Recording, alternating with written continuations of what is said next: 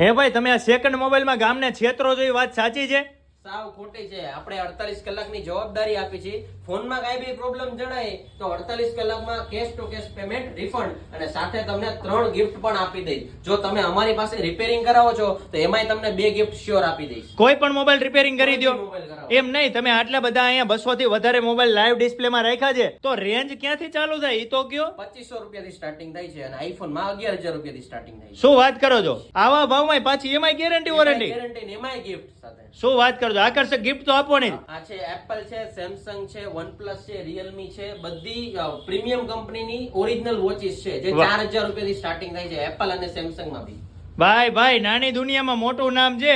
રાજકોટમાં એસ્ટ્રોન ચોક પાસે કણસાગરા હોસ્પિટલની બાજુમાં જ આવી જાય મોબાઈલ એમ્પાયર.